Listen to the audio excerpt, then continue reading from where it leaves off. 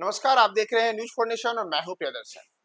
बिहार एक बार फिर से चुनावी समर में है और यह चुनावी समर तिरहुत स्नातक निर्वाचन क्षेत्र के उपचुनाव को लेकर है, जिसके लिए नामांकन की प्रक्रिया पूरी हो चुकी है और नामांकन की प्रक्रिया पूरी हुई है तो यहां से अब 18 प्रत्याशी चुनाव मैदान में है। दरअसल आपको बताएं कि जो तिरहुत स्नातक निर्वाचन क्षेत्र है, यहां से पहले देवेश चंद्र ठाकुर एमएलसी हुआ करते थे, लेकिन इस बार के लोकसभा चुनाव में उन्होंने जदयू के टिकट पे जीत हासिल की और अब वे लोकसभा के सांसद बन चुके हैं। तो ऐसे में उनके सांसद बनने से रिक्त हुई तिरहुत स्नातक निर्वाचन क्षेत्र पर अब यहाँ उपचुनाव हो रहा है और उपचुनाव को लेकर के नामांकन की प्रक्रिया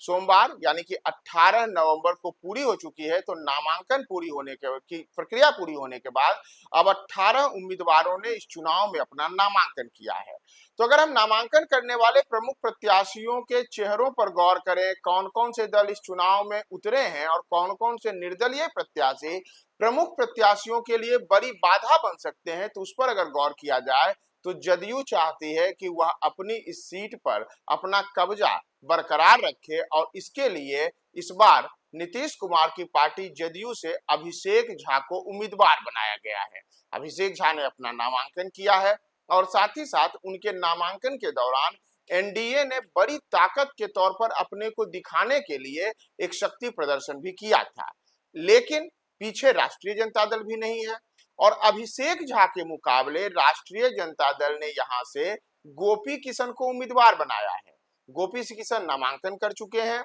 और साथ ही साथ अपनी जीत को लेकर के भी कई बड़े दावे करते रहे हैं, लेकिन इस बार के चुनाव में इस मुकाबले को रोचक बनाने के लिए यहाँ पे प्रशांत किशोर की पार्टी जनसुराज भी चुनाव मैदान में उतरी हुई है। और जैसा कि आप जानते हैं कि जनसुराज इस बार बिहार में हुए 4 विधानसभा सीटों के उपचुनाव में भी चारों जगहों पर प्रत्याशी खड़ी किए थे। तो उसी के बाद अब जो तिरहुत स्नातक निर्वाचन क्षेत्र का उपचुनाव हो रहा है, वहां भी जनसुराज ने अपना उम्मीदवार उतारा है और जनसुराज के उम्मीदवार के तौर पे पूर्व विधान परिषद सदस्य राम कुमार सिंह के पुत्र डॉक्टर विनायक गौतम हैं और डॉक्टर विनायक गौतम को यहां से उम्मीदवार बना करके जनसुराज ने मुकाबले को त्रिकोणीय बनाने की एक बड़ी रणनीति के तहत इन्हें उम्मीदवार बनाया है। लेकिन इस मुकाबले में एक और बड़ा चेहरा भी इस बार कई प्रमुख प्रत्याशियों के लिए मुश्किलें खड़ी कर सकता है और उनका नाम है राकेश रोशन। दरअसल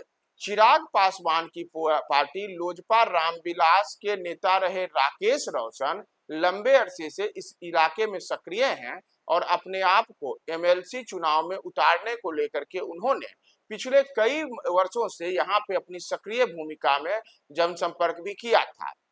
लेकिन स्थिति हुई कि एनडीए में जब सीटों का बंटवारा हुआ तो सीटों के बंटवारे में यह सीट जदयू के कोटे में चली गई। तो ऐसे में राकेश रोशन ने चिराग पासवान की पार्टी से बगावत कर दिया और उन्होंने यहां अब ताल ठोका है चुनाव मैदान में। तो राकेश रोशन निर्दलीय प्रत्याशी के तौर पे चुनाव मैदान में उतरे हैं। तो ऐसे में जो 18 प्रत्याशी इस बार के चुनाव मैदान में तिरहुत स्नातक निर्वाचन क्षेत्र से उतरे हैं, उसमें जदयू की ओर से अभिषेक झा, तो राष्ट्रीय जनता दल की ओर से गोपी किशन उम्मीदवार हैं, वहीं जनसुराज की ओर से विनायक गौतम, जबकि निर्दलीय प्रत्याशी के तौर पे राकेश रोशन चतुष्कोणीय मुकाबले बनाने के लिए सब लोग चुनाव मैदान में उतरे हुए हैं। लेकिन नामांकन करने वाले अगर हम अन्य प्रमुख प्रत्याशियों के चेहरों पर गौर करें तो इसमें प्रणय कुमार, बंशीधर बृजबहाजी, ये भी कुछ ऐसे चेहरे हैं जो प्रत्याशी इस चुनाव में अपनी जीत को लेकर के बड़े बड़े दावे कर रहे हैं। लेकिन इसमें